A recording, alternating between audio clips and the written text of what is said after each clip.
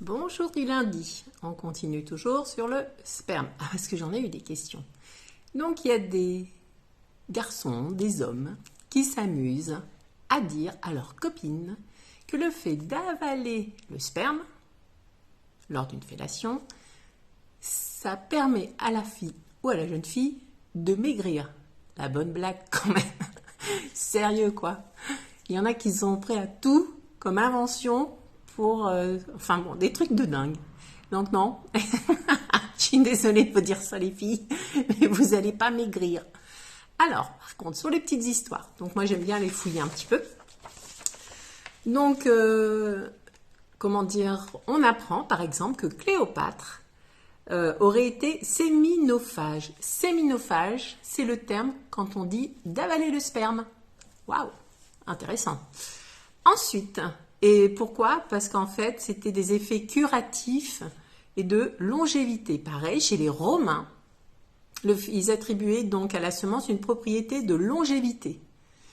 Et selon la légende, une impératrice, donc l'impératrice Messaline, se faisait enduire de sperme provenant de jeunes ados qui se masturbaient sur elle pour avoir toujours cette propriété donc de longévité. Mais il n'y a toujours pas de truc pour faire maigrir.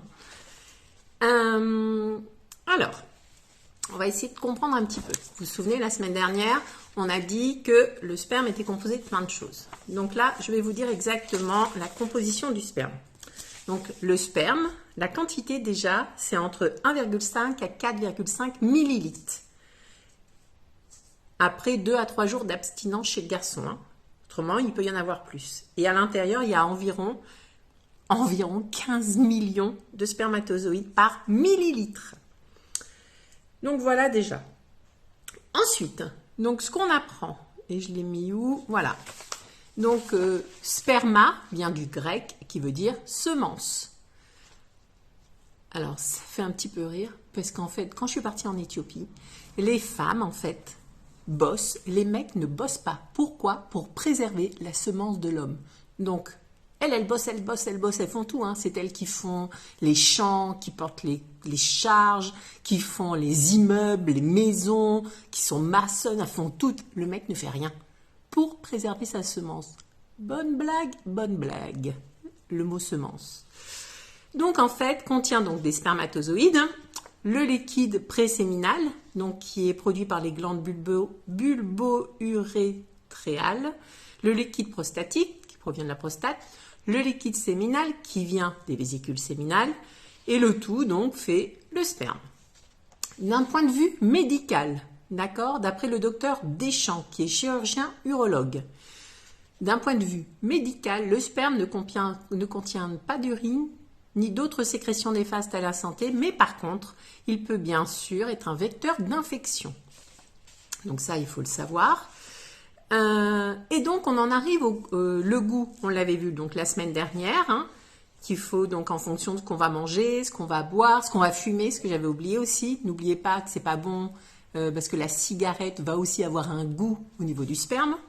Et donc là, ce sont les bienfaits. Les quoi, Sandrine? Les bienfaits du sperme? Ouais, les bienfaits du sperme.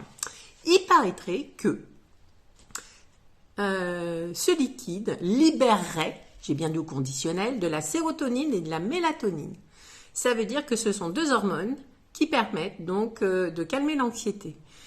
Et certains écrits disent que le fait de l'avaler ou de le recevoir donc par le vagin permettrait d'être un antidépresseur et favoriserait donc un meilleur endormissement. On est toujours par rapport à ça, toujours pas à maigrir. Pareil, donc maigrir.